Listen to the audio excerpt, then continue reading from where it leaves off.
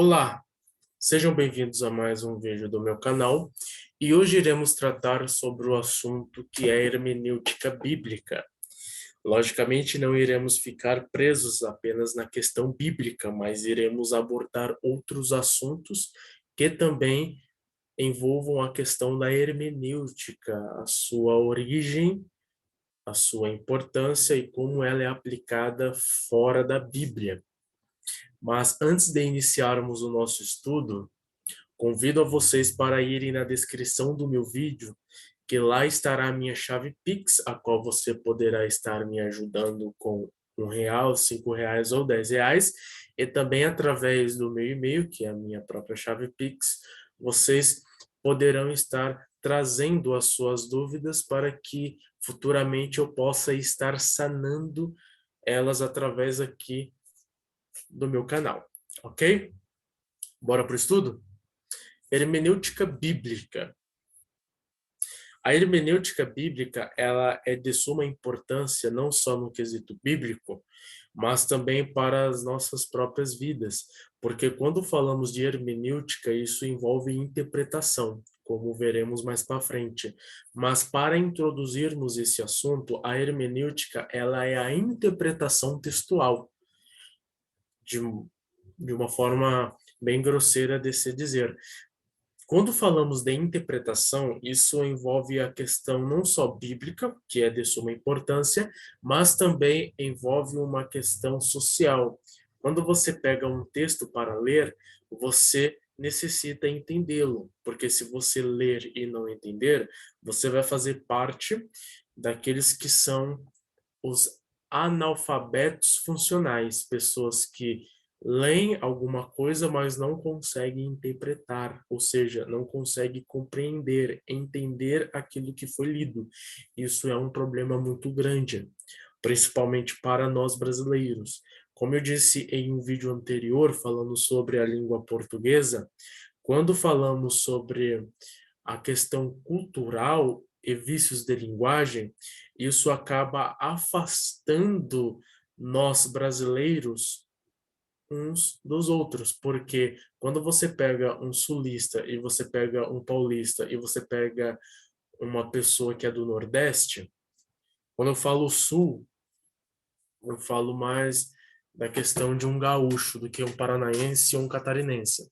Quando você pega um gaúcho, um paulista ou um nordestino, seja de qual estado for, você acaba observando que há um pouco de dificuldade na hora deles conversarem, porque cada um tem o seu vício de linguagem, cada um tem a sua cultura, e isso acaba nos afastando uns dos outros por conta disso.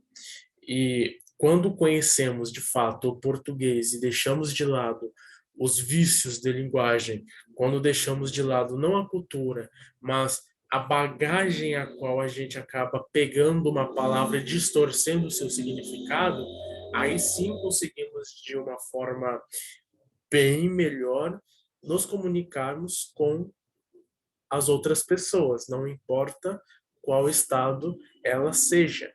Por isso que quando falamos de hermenêutica, necessitamos primeiramente sabermos a nossa língua materna. E quando falamos sobre língua materna, falamos aí do nosso belo e velho português. O que é hermenêutica? A hermenêutica, ela vem de uma concepção mitológica e filosófica, a qual é o Hermes, em grego Hermes, era na mitologia grega um dos deuses olímpicos, filhos de Zeus e de Maia, e possuidor de vários atributos, divindade muito antiga, já era cultuado na história pré-Grécia antiga, possivelmente como um deus da fertilidade, dos rebanhos, da magia, da divinação, das estradas e viagens, entre outros atributos. Ao longo dos séculos, seu mito foi extensamente ampliado, tornando-se o mensageiro e intérprete dos deuses e patrono da ginástica, dos ladrões, dos diplomatas, dos comerciantes, da astronomia, da eloquência e de algumas formas de iniciação, além de ser o guia das almas dos mortos para o reino de Hades, apenas para citar-se algumas de suas funções mais conhecidas. Então, temos aqui a concepção do deus Hermes, ou Hermes, a qual ele tem vários atributos, porém o mais conhecido é essa concepção de mensageiro e intérprete dos deuses. De uma forma mais resumida, temos aqui, ó, a origem grega, né? Hermeneuem, filosofia da interpretação, muito associado ao deus grego Hermes, que é mensageiro, que trazia notícia dos demais deuses, aquelas não compreendidas pela mente humana, mas interpretadas por ele. Então, Hermes, ele trazia a mensagem, não apenas a mensagem, a qual não era compreendida pela mente humana, apenas pelos deuses, mas ele trazia essa mensagem e interpretava essa mensagem. Então percebemos que a hermenêutica ela acaba tendo a sua origem numa concepção mitológica e introduzida na filosofia, que é, querendo ou não, uma filosofia da interpretação. Mas é interessante notarmos que a hermenêutica ela não está apenas presa na concepção mitológica ou na concepção religiosa. Ela também é usada para interpretar textos, não importa se ele seja religioso, jurídico ou mesmo um jornal, como eu disse anteriormente, a hermenêutica ela acaba sendo ampliada não só no quesito religioso, mas acaba abordando textos até mesmo em redes sociais, através do WhatsApp, Facebook, Instagram, Twitter ou outra plataforma de uso social. Então, a hermenêutica ela é de suma importância até mesmo para a questão jurídica. Como podemos ver aqui, a Suprema Corte usa a hermenêutica jurídica, que é a gramática histórica, para interpretar a Constituição americana. Vemos isso claramente também sendo usada por João Calvino, quando ele estava estudando com Guilherme Boudet, a qual ele acabou usando esse método de entender aquilo que foi escrito através da sua própria língua original e do seu contexto histórico. E através dos anos, isso foi fortemente usado para poder interpretar textos. E quando você não entende aquilo que foi escrito, acaba tendo um problema muito grande que é o achismo. Quando falamos de interpretação, se eu falo para vocês que a hermenêutica ela é a ciência que ajuda a interpretar textos, isso é o que é o resumo do contexto.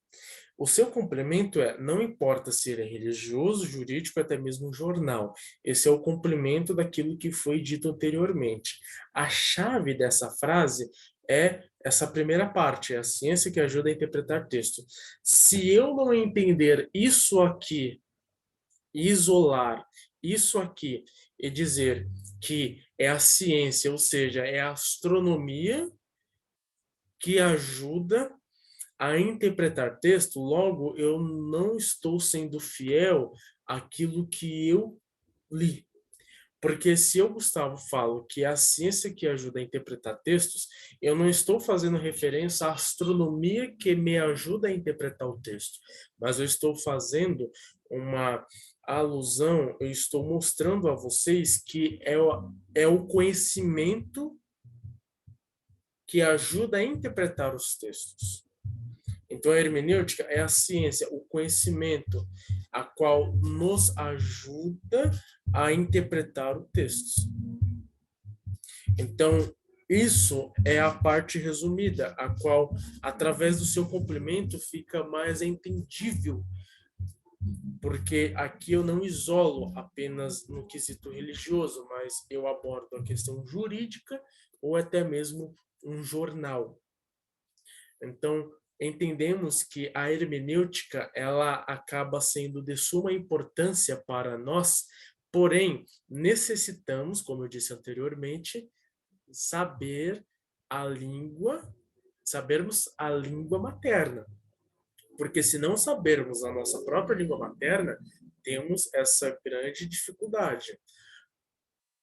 Uma coisa que eu disse em outros vídeos foi que se você pegar um gaúcho, um paulista e um baiano não, mas pegar, por exemplo, um pernambucano e colocar os três para conversarem, eles terão uma grande dificuldade de se entender. Por quê? Um gaúcho, ele já tem o seu vício de linguagem, ele já tem a sua cultura que já foi pré-estabelecida, da mesma forma um paulista e da mesma forma um pernambucano. Quando falamos de cultura, eu não falo para nos afastarmos da cultura, mas entendermos que a palavra ignorante não está se referindo a uma pessoa rude, mas está se referindo a uma pessoa que fala de uma coisa que ela não tem o conhecimento. Mas grande parte da população pega a palavra ignorante e usa como uma pessoa rude. Nisso há esse problema de comunicação. Então, isso é apenas um dos exemplos que eu poderia citar, mas se realmente observarmos que a nossa cultura de hoje acaba nos impedindo de entender aquilo que realmente é o básico, a gente precisa focar no português primordialmente. Quando a gente foca primordialmente no português, aí sim podemos aí nos misturar na cultura, porque daí fica mais fácil de entender. Bom, a pessoa usou a palavra ignorante. Eu entendo que a palavra ignorante é uma palavra rude na concepção da outra pessoa, mas eu sei que o seu significado real é uma pessoa que fala daquilo que não tem o conhecimento. Aí fica mais fácil de entendermos aí o que de fato é usado como figura de linguagem, o que de fato é a realidade. Mas prosseguimos. Então, o que é a hermenêutica? Aqui temos as regrinhas básicas para interpretar o texto. Aqui eu irei falar alguns exemplos de textos e depois vocês podem estar conferindo não só através de uma leitura simples de WhatsApp ou alguma outra rede social ou até mesmo um livro, mas também na Bíblia. Então temos a primeira regra, que é a sola scriptura, que significa somente a escritura. Isso é uma frase em latim. O sola scriptura, quando foi instituído na Reforma Protestante, é para dizer que só a Escritura é suficiente, ela é a única regra de fé e prática. Então, somente a Escritura. Pessoal, não sei se está saindo aqui a barulheira toda, mas se caso estiver aparecendo toda essa barulheira da rua, peço perdão. Infelizmente, eu moro num local que o pessoal não tem respeito algum. Coloca um som alto, os motoqueiros tiram o escapamento para fazer mais barulho, é uma loucura. Peço perdão. Então, na reforma, quando foi usado só a escritura, foi para enfatizar que a escritura é a única regra de fé e prática. E a escritura interpreta a própria escritura, como está escrito aqui mesmo no slide. Então, se a escritura interpreta a própria escritura, fica mais fácil de entendermos aquilo que de fato o autor quis dizer, porque isso envolve o que eu disse anteriormente, a cultura. Como, por exemplo, se a gente pegar Apocalipse 13, a qual é o texto mais difícil da Bíblia, se não for o mais difícil, é um dos mais difíceis, a gente entende que lá é relatado duas bestas. A primeira besta sai do mar e a segunda besta sai da terra. Porém, aonde que é dito sobre essas bestas? Essas bestas é relatada em Daniel capítulo 7 e também capítulo 8. Quando entendemos que Daniel faz menção às bestas, entendemos que bestas ali está se referindo a impérios. Logo, temos aí o Império Babilônico, o Império Medo-Persa, o Império Grego e o Império Romano. Quando João ele faz menção à besta que saiu do mar, ele está fazendo menção ao império que sai, tendo todos os requisitos dos impérios a qual foi citado, ou seja, um império muito forte, um império muito rápido, um império muito rico, a qual também tem um poderio militar, político e, quando se levanta a segunda besta, um poderio religioso. Então, vocês acabam entendendo que Daniel, capítulo 7, capítulo 8, acaba nos ajudando a interpretar Apocalipse, capítulo 13. Por quê? Porque a Escritura interpreta a própria Escritura. Às vezes ficamos presos em um texto e acabamos não entendendo o texto. Mas se usarmos a regra do sola escritura, acaba nos ajudando a poder entender o texto. A segunda regra é uma análise literária. Eu gosto muito dessa regra porque ela acaba ajudando demais na hora de interpretar um texto que acaba usando uma linguagem um pouco complicada. Por exemplo, metáforas. O que é uma metáfora? Uma metáfora é uma comparação. Então, está fazendo uma comparação com algo. Será que o texto ele está fazendo comparação com algo? Figuras de linguagem. O que é uma figura de linguagem? É quando o autor quis dizer alguma coisa a qual não é realmente aquilo. Por exemplo, Paulo, ele cita muito a palavra sarx, do grego que é carne. Sarx está relacionado não só com o corpo humano, mas também com desejos pecaminosos. Isso é uma figura de linguagem.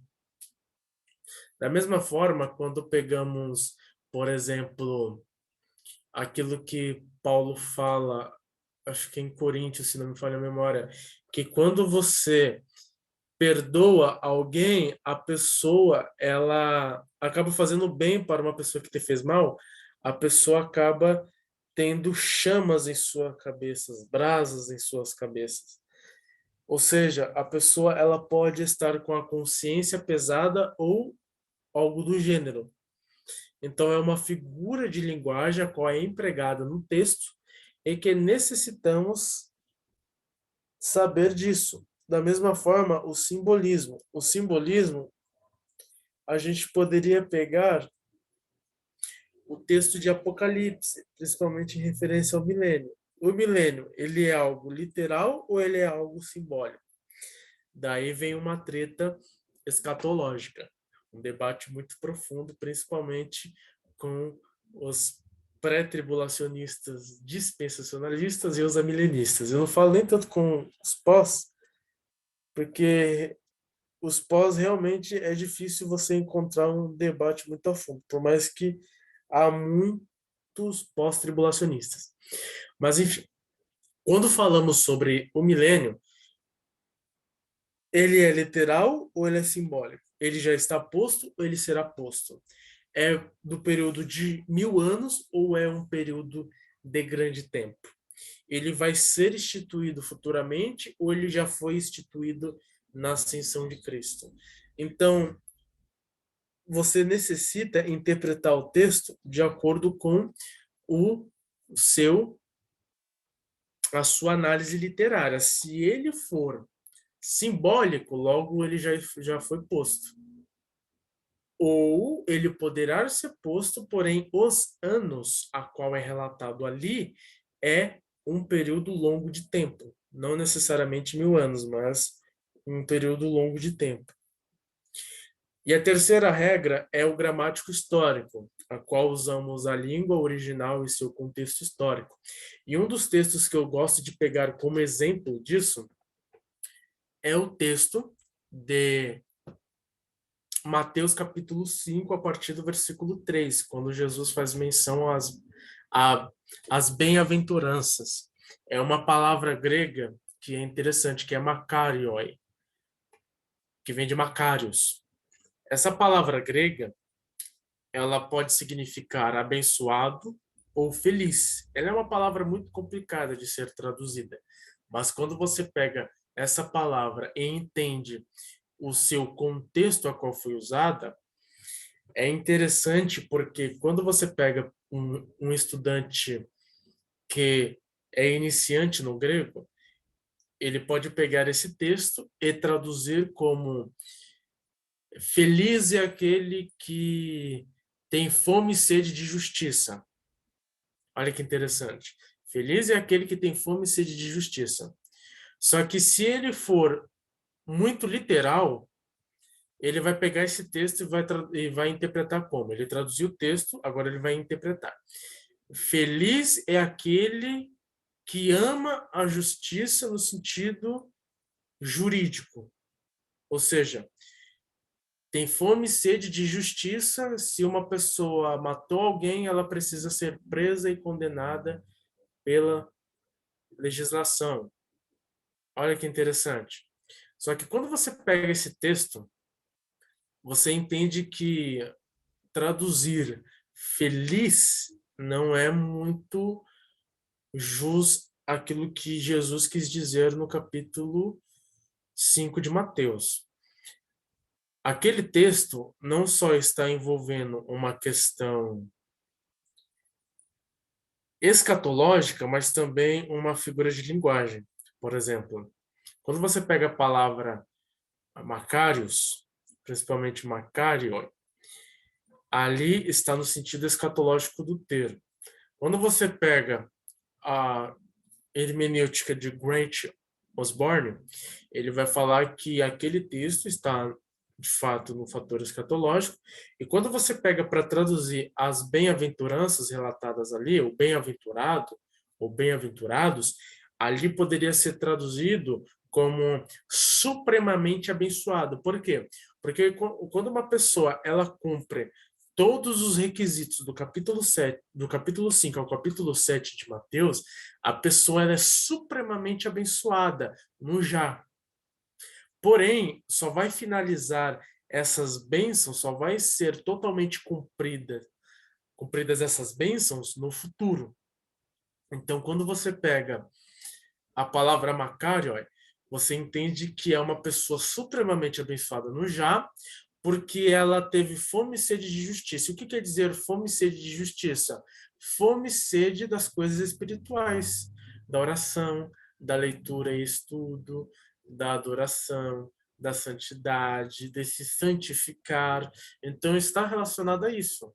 Não fome e sede de justiça no sentido literal, mas no sentido de que a pessoa tem fome e sede das coisas espirituais. A pessoa tem prazer de orar, prazer de estudar a Bíblia, prazer de participar dos cultos, de adorar, de cantar, de fazer qualquer coisa que envolva a questão espiritual, segundo as Escrituras Sagradas.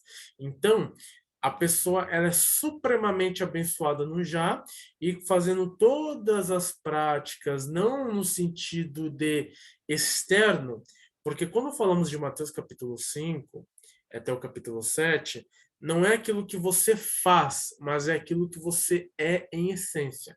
Quando você é em essência, você acaba externando isso. Então, o capítulo 5 ao capítulo 7 está enfatizando aquilo que você deve ser em essência. Porque quando você é em essência, você acaba externando essa essência através das suas próprias ações. E isso é nítido no hall da igreja. Não só no hall da igreja, mas também até mesmo no mundo. No mundo, quando eu falo, é fora da igreja. Então, aqui é interessante vermos a questão gramático histórico, porque você analisa a sua língua original baseada no seu contexto. Muito obrigado para você que assistiu até aqui, que você seja supremamente abençoado ou abençoada, e que você possa crescer cada vez mais em graça e conhecimento. Fique com Deus e até o próximo vídeo.